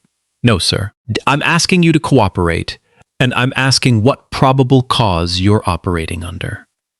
Wilson didn't answer that. He couldn't answer that. He turned and walked toward a door in the side of the jet bridge, a windowless service door. Cameron had walked past it 100 times without ever noticing. "In here, sir." The room was about 10 feet by 12. Bare drywall, 1 folding chair, camera in the corner with a red light that wasn't blinking. The kind of room nobody who works in this industry will tell you exists. Wilson set the Toomey on a metal table. He didn't open anything else. He just made Cameron stand there with him for a full 3 minutes in silence. The fluorescent overhead made a faint electric whine, the kind you only hear in a small room with no windows. "You know," Wilson finally said, "people who run when they're innocent don't usually need to ask if they're detained. I haven't run anywhere. You walked me in here. Just an observation, sir." Then Vanessa appeared in the doorway. He was aggressive. "I have witnesses." The TSA officer behind her, a younger man, late 20s, name tag Reyes, winced. Just a flicker. He had been there for the entire boarding. He had seen exactly what happened. He said nothing. Mr. Ashford Wilson finally spoke. "We've rebooked you on a different carrier. Code share, departure in 4 hours, middle seat, connection in Charlotte. We can have your bag delivered." "Am I being detained?" Wilson blinked. "What? Am I being detained or am I free to go?" "Sir, this is a security matter. Am I being detained?" A long beat. The fluorescent buzzed overhead. Wilson glanced at the TSA officers behind him. Reyes wouldn't meet his eyes. "You're free to go. Then I'm leaving this room." Cameron picked up his Toomey. He walked past Wilson without looking at him. He walked past Vanessa without looking at her either. The TSA officers, Reyes, held the door open for him on the way out, eyes still on the floor. As Cameron reached the threshold, he stopped. He turned. He spoke to Wilson without raising his voice. "Your camera in the corner. The light isn't on. That's a problem." Wilson looked at the camera, his mouth opened. Cameron was already walking out. Up in the cabin, Flight 802 was still on the ground, engines spooling. Hannah was making her third pass down the aisle with the champagne tray. Preston had switched his attention to a different junior flight attendant, a woman named Brittany. She looked 23. She was praying for the door to close. "You ever model, sweetheart?" Brittany's smile was carved out of glass. "No, sir, you should. You've got the cheekbones for it." In 3A, Donnelly was filming the whole thing. In 1B, the businesswoman with the tablet had stopped pretending to read. She was watching Preston very directly now. She did not look away. Cameron walked out of the windowless room. He walked back through the jet bridge. The boarding line was gone now. The cabin door was closed. Somewhere down the corridor, a gate agent was reading from a tablet to an empty desk. He stopped in front of the floor-to-ceiling window facing the tarmac. Flight 802 was already pulling back from the gate. He sat on a metal bench. The amber morning sun was catching the edge of the airport glass. His own reflection came back to him. Gray suit, no tie, his glasses slightly crooked from the shoulder collision with Preston in the aisle. He set his Toomey at his feet. He laced his fingers together in his lap. An elderly black woman in a wheelchair rolled past. Her aide was pushing her toward gate B11. She turned her head. She looked at Cameron, really looked at him. He met her eyes. She nodded. He nodded back. She did not say anything. She did not have to. The wheelchair rolled on. Cameron looked down at his right hand. It was shaking. Just a small tremor, the kind nobody else would notice if they weren't looking. He flexed his fingers. He flexed them again. He pressed his palm flat against his thigh. 90 minutes of pressed-down anger sitting in the space between his shoulder blades. He let it sit there. He inhaled slow. He exhaled slower. The 802 was on the taxiway now, picking up speed. He took out his phone. His thumb moved to his contacts. It went to the wrong name first. An old attorney he hadn't spoken to in months. He backed out. He scrolled. He tapped Daniel Brooks. 2 rings. "Cameron, you should be in the air." "Daniel, where are you?" "I'm at the gate. They took me off the plane." Silence on the other end just for a second. Daniel had worked beside Cameron for 12 years. He didn't ask why. "What do you need?" "What's our current Skybridge position?" $5.2 billion. "Why?" The 802 was at the end of the runway now. Lining up. Liquidate all of it. Another silence longer. All 5 billion. VWAP execution. Finish before close. File the 13F amendment same day. I want this completed before the market knows what hit it. Cameron, are you safe? The first sound out of Cameron's mouth in 2 hours that was not measured. A small, dry, almost amused breath. The thinnest smile of the morning. I'm fine, Daniel. Just do it now. Done. Cameron lowered the phone. The 802 rolled forward. The engines climbed. The nose lifted off the tarmac and climbed into a sky that had finally gone full daylight gold. 200 miles north on the 42nd floor of Skybridge Airlines headquarters in Chicago. A junior trading analyst named Brett Holloway looked at his Bloomberg terminal. He went very, very still. Mr. Lawson, he said it without taking his eyes off the screen. Mr. Lawson, sir, you need to see this. Theodore Lawson, chief financial officer of Skybridge Airlines, walked over with a cup of coffee in his hand. He looked at the screen. His coffee cup stopped halfway to his mouth. That's Ashford Strategic Capital. Yes, sir, they're dumping. Yes, sir. How much? The analyst swallowed. All of it, sir. $5 billion. The cup of coffee hit the floor. Lawson didn't notice. He was looking at the live stock price on the right edge of the screen. It was already moving. Sell pressure cascading. The number was a flickering red blur. Get me Hammond. His voice was very calm. Now the analyst was already reaching for the phone. At gate B12 in Hartsfield, Jackson, Cameron Ashford was already standing up. He picked up his Toomey. He turned toward the Skyub lounge. The departure board above the empty gate, red light 802 departed. In Chicago, the trading floor had been replaced by a single number. The stock had been moving for 96 seconds, down 11% and falling. The sell side of the book was a wall of red. Theodore Lawson held a phone to his ear. Walter, boardroom, 2 minutes, don't ask. Walter Hammond, 62, chairman of Skybridge for 9 years, walked in, buttoning his shirt collar. What? Lawson pointed at the screen. Ashford Strategic Capital filed a 13F. They liquidated their entire Skybridge position. $5 billion, stock down 22%. Ashford. Hammond touched the name on the screen. Pull up his account. Cameron's profile filled the screen. Hammond read it aloud. Founder and CEO Ashford Strategic Capital, $40 billion under management. Our third largest institutional shareholder. Diamond Elite Plus VIP designation permanent, signed in 2019. The room was silent. Hammond turned around. He looked at 12 of the highest paid executives in commercial aviation. A flight attendant of ours threw the actual VIP off the plane to make room for a man whose only qualification was a cousin on this board. A vice president closed his eyes. Get me the company jet now. 90 minutes later in the Sky Club at Hartsfield Jackson, Cameron Ashford was on his second cup of black coffee. He had ignored 41 calls.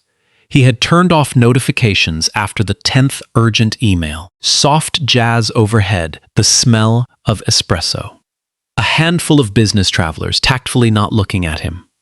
3 men in suits came in through the glass doors at a near jog. They stopped at Cameron's table. He finished his email. He hit send. Only then did he raise his eyes. Mr. Ashford. The silver-haired man's voice was horsaro. I am Walter Hammond, chairman of Skybridge. I just flew in from Chicago, please. Cameron looked at him for a long second. He gestured to the chair across the table. Sit. Hammond sat. So did Lawson. So did Richardson Blake, head of investor relations. Hammond took out a printed sheet. His eyes were already wet. Diamond Elite Plus VIP designation permanent. 3 weeks ago, you came to our headquarters. I shook your hand in our boardroom. Cameron took a slow sip of coffee, and this morning, my flight attendant, my ground supervisor, they treated you like Hammond could not finish the sentence. Around the lounge, the careful not looking had become a careful listening. Hammond opened the leather portfolio. Inside was a signed blank check, an offer letter for a board advisory seat, a written commitment to terminate Vanessa Hartwell, Gregory Wilson, and anyone else Cameron might name. His hands were trembling. Mr. Ashford, I'm begging you, reverse the sell order. We will do anything. I will fire myself if you ask. I'm 62. My career doesn't matter, but this company employs 42,000 people. Please tell me what to do." He slid the portfolio across the table. Then he did something nobody expected. He stood up. He walked around the table to Cameron's side. He did not kneel. Cameron would not have allowed him to kneel, but he placed one hand on Cameron's shoulder, the touch of a man who had run out of language. Cameron looked at the hand. He looked up at Hammond's face. He set his coffee down. His voice was level. Each word landed like a stone dropped into still water. "Mr. Hammond, sit down." Hammond sat. "This morning, when I was sitting in seat 2A, I was not a billionaire. I was not a shareholder. I was not a CEO. I was a black man holding a boarding pass. And that is how your employees treated a black man holding a boarding pass." The lounge had gone silent. "You are not apologizing to me today because they mistreated me. You are apologizing because they mistreated the man who just pulled $5 billion out of your stock. Those are not the same thing." Hammond opened his mouth. Cameron lifted one hand. "I will not reverse the sell order. The order completed 11 minutes before you walked into this room. Your stock price is not my problem. It is the consequence of your company's culture." He pushed the portfolio back across the table. "I don't want your check. I don't want a board seat. I don't need you to fire anyone to make me feel better. The court system will decide that part. The apology you owe me, you cannot pay it." A real apology would have looked like Skybridge training Vanessa Hartwell differently 14 years ago. Or like Skybridge listening to the 11 black passengers who filed complaints about her before me. You cannot go back in time, so don't apologize to me. Apologize to them. Hammond's eyes were full. "Now, please, you and these gentlemen will get up from my table. I'm trying to drink my coffee." Hammond did not move at first. Lawson touched his shoulder. "Walter, let's go." The three men stood. Hammond hesitated. "Mr. Ashford, I understand." Cameron did not answer. He was already typing again. When they disappeared through the glass doors, Cameron closed his eyes for one slow second. His hand was still shaking under the table. Nobody saw. In the Atlanta Sentinel newsroom, an investigative reporter named Olivia Sterling opened a video. It came from a contact in the NYPD union, a friend of James Donnelly. She watched it twice. She called her editor. By dinner time, the headline was live. "Black billionaire CEO removed from first class by Skybridge stock traders." Within the hour, the hashtag was National Hass Skybridge Shame. Within 90 minutes, a second hashtag tore through Twitter even faster. Real first-class passenger. A mockery of every word Vanessa Hartwell had said. By noon, Flight 802 had landed at JFK. Vanessa Hartwell stepped off the jet bridge to a different welcome than she had expected. 2 Skybridge HR officers and 1 corporate attorney were waiting for her on the New York side. They did not smile. They did not greet her. "Miss Hartwell, you're suspended without pay, effective immediately. Surrender your badge and uniform. We will speak with you formally within 24 hours. Vanessa's hand shook as she unclipped the gold name tag, 14 years of service, from her chest. The pins scraped the fabric of her blouse on the way out. 4 hours later, the suspension became a termination. By 3:00 p.m. Eastern, Gregory Wilson was on administrative leave. By the next morning, he was unemployed. By the close of business, Richardson Blake was also gone. The Skybridge press release used the words "failed to protect a core institutional relationship." Everyone in the industry understood what that meant. 2 members of the Skybridge board, including Preston Caldwell's cousin, resigned before they could be summoned to testify. Their resignation letters were dated the same day. They used the same template. Captain Russell Whitfield held a careful lawyered public statement. He admitted on the record that the purser had misled him about the nature of the incident. He did not say the word racism. His attorney would not let him. Everyone watching knew what he was saying. In the cabin behind that statement, a 22-year-old flight attendant named Hannah gave a full account of her interactions with Preston to Skybridge HR. She snorts was offered protection, a promotion, and a confidential settlement. She accepted the first two and declined the third. She wanted her testimony on the record.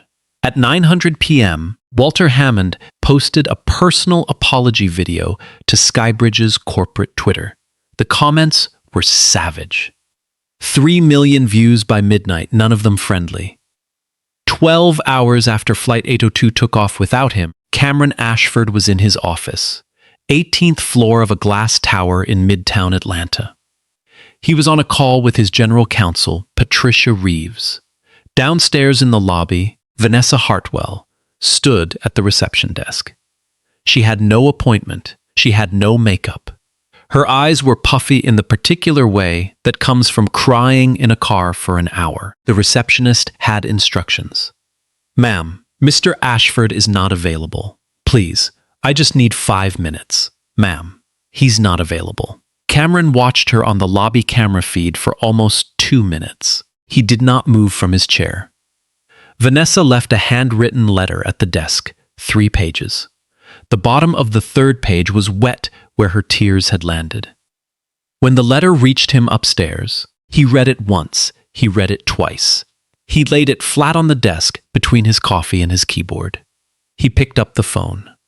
"Patricia Cameron," she wrote to me. 3 pages. She has 2 children. She's getting divorced. She'll lose her house. She's begging me to be, and I quote, "a better man than she has been." A long silence. She doesn't mention the 11 passengers who came before me. Not a single line, not one sentence. Cameron, she is not sorry for what she did. She is sorry she did it to the wrong person. File this letter with the court. Continue the case. Preston Caldwell did not write a letter. He called Cameron's office 9 times in 3 days. He left voicemails that ranged from indignant to desperate. On the 3rd day, he showed up at the tower in person. He stood in the lobby and shouted, "I need to see Mr. Ashford." "This is a misunderstanding. I don't have a racist bone in my body. My wife has a black friend." 2 security guards walked him out. He resisted. Pedestrian on Peachtree Street filmed the whole thing on his phone. The caption went viral within a day. "VIP wants his apology." CEO is still in a meeting through Patricia Reeves. Cameron issued a single public statement, 83 words long. It ended every news cycle for the next 3 days. "This morning, I was treated by Skybridge Airlines not as a customer, not as a shareholder, but as a problem to be removed. The action I took with my funds holdings was a fiduciary decision based on the company's demonstrated culture, not a personal grievance. Other actions will follow through the appropriate legal channels." He did not give interviews. He did not appear on cable news. He did not need to. The video was doing the talking. 6 weeks passed. The Department of Transportation opened a formal civil rights investigation into Skybridge Airlines. The FAA cooperated. The AY's particular interest was the windowless service room on the jet bridge at Gate B12. The room with the camera that wasn't recording. The room where Cameron Ashford had been detained without probable cause. Cameron's civil suit was filed in the Northern District of Georgia. The named defendants were Skybridge Airlines, Vanessa Hartwell, Gregory Wilson, and Preston Caldwell. The damages requested were $35 million.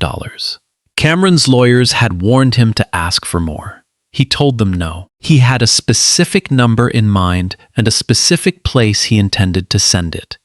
Discovery began, and what discovery uncovered was worse than anyone had expected. Vanessa Hartwell had 11 internal complaints filed against her over the previous 6 years. Every one of them came from a passenger of color. Everyone had been dismissed by Gregory Wilson with the same boilerplate language. Review concluded no further action. But that was not the headline. The headline was a text message, Nords. 20 minutes before boarding on the morning of Flight 802, Vanessa Hartwell had sent a message from her personal phone to Preston Caldwell's personal phone. It read, "Got you a welcome." Subpoenaed financial records showed why. 3 months earlier, Preston had personally delivered a $2,000 prepaid Visa card to Vanessa at a Skybridge employee parking garage. He had done it twice before that. He had been doing it for years. Every flight Preston booked on Vanessa's route ended the same way. He got a better seat than the one on his ticket, usually a seat that belonged to someone else. This was not implicit bias. This was not a misunderstanding. This was a bribery scheme. Every single one of the 11 Black and Latino passengers who had been bumped down to make room for Preston. They had not been receipted for operational reasons. They had been sold. The federal hearing was held in Atlanta before Judge Eleanor Marsh. Cameron took the stand for 40 minutes. He answered every question the same way he had spoken to Hammond in the Sky Club. Level, factual. He never raised his voice. The full unedited Donnelly video was played in open court, the boy in the Braves cap asking why they were making that man leave. 3 different news anchors would later cite that exact moment as the time they cried during their evening broadcasts. Vanessa Hartwell's defense fell apart the moment her text message hit the screen. Her attorney requested a recess. The judge granted 10 minutes. When they came back, Vanessa changed her plea. Hannah took the stand on the second day. She wore the same conservative suit she had worn to her job interview at Skybridge 4 months earlier. She did not cry. She read her statement from a single sheet of paper. She named Preston Caldwell. She named every comment he had made. When she finished, she folded the paper in half and put it back in her purse. A Latina passenger named Mrs. Delgado testified on the same day. She had been bumped from 4A to a middle seat on a Skybridge flight 19 months earlier. The discovery records now showed why. It had been for a Preston Caldwell upgrade. Mrs. Delgado was 68. She had filed a complaint at the time. Gregory Wilson had closed it within an hour. She told the court she had stopped flying Skybridge after that. She had also stopped trusting that anyone in a uniform would believe her. The jury did not need a recess. Chief Walter Hammond took the stand on the third day. He was 62 and looked older than that now. He had resigned from the chairmanship the week before. His attorneys had called it removing personal liability exposure. Everyone in the courtroom knew the real reason.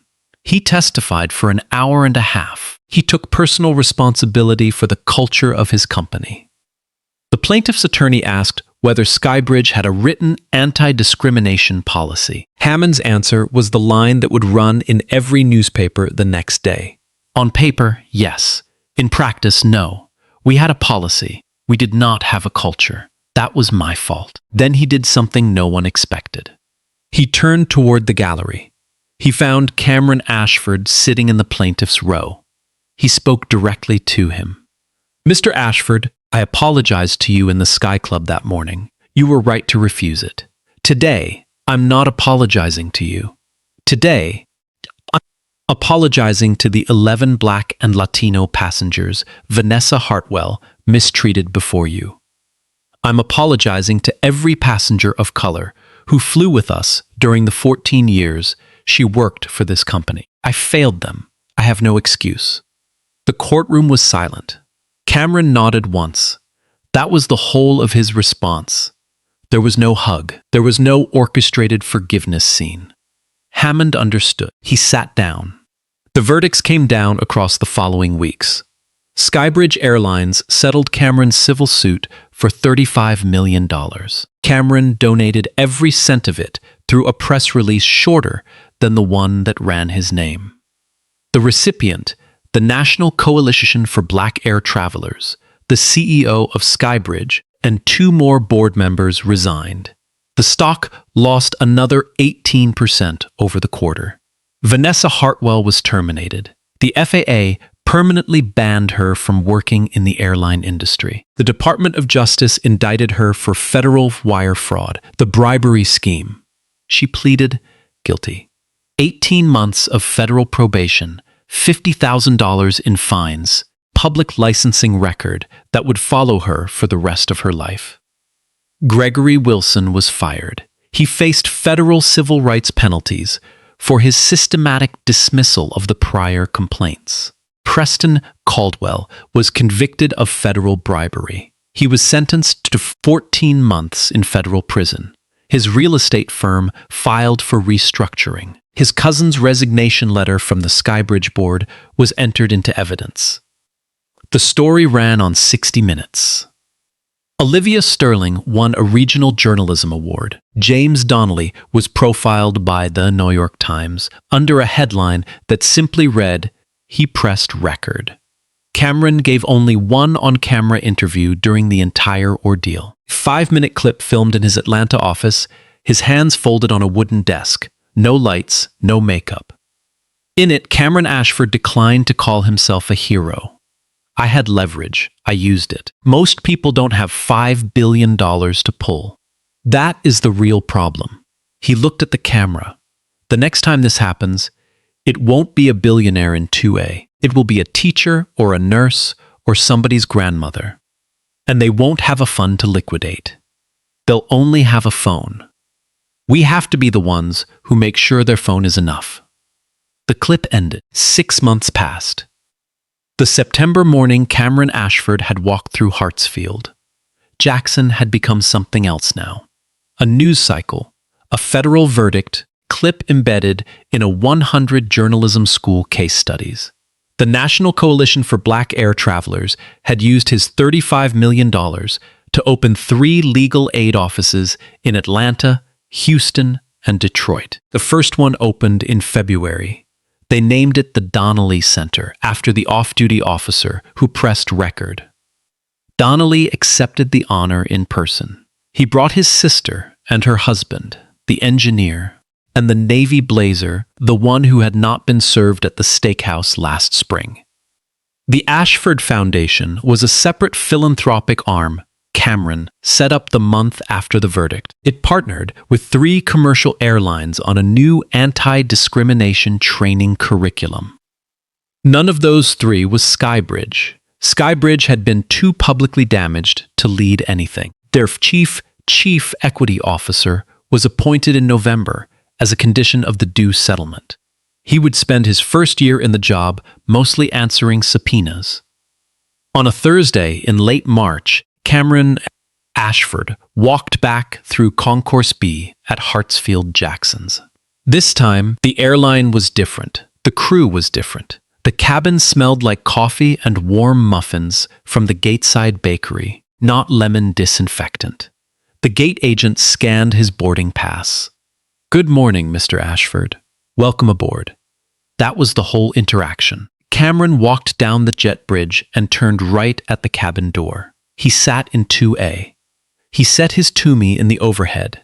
He pulled out his MacBook. He slipped on his Bose headphones. Across the aisle in 2B, a young black woman in her early 30s was settling into her seat, business suit, laptop bag, the kind of poise that people develop after they have learned to walk into rooms that don't think they belong there. She caught his eye. She knew exactly who he was. She nodded.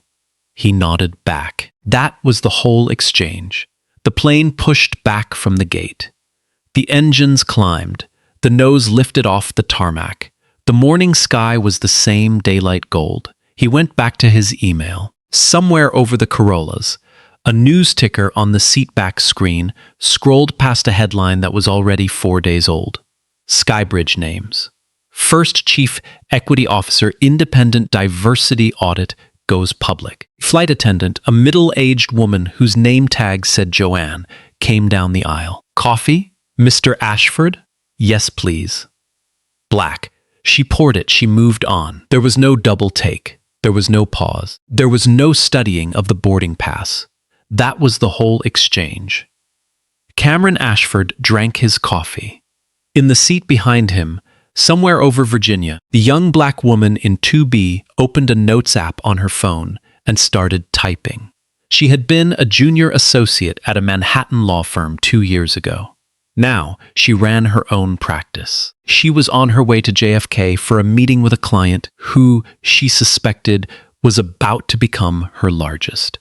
She did not know it yet. But she was going to remember this flight, not because anything happened on it, because nothing did. That, in the end, was the point. If you had been the woman in 1B on that September morning, phone in your lap, the whole thing happening 4 feet from your face, the video easily within reach, would you have pressed record? Would you have said something?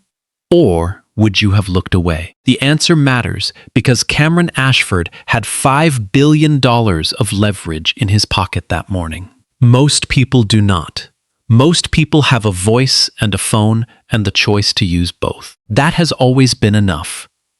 If this story moved you, if it made you angry, made you think, made you remember a moment when you saw something you wished you had recorded, drop a comment below. Tell us what you would have done. Share this video with someone who needs to see it. Subscribe for more stories about justice, dignity, and the quiet courage it takes to press record when nobody else will. The plane crossed the Hudson on schedule. It landed at JFK on time. A man in a gray suit walked through the gate, claimed no bag, hailed a yellow cab, and disappeared into the city. He had a meeting at 10:00 Viest Duant Hook Ngun Chokochuin.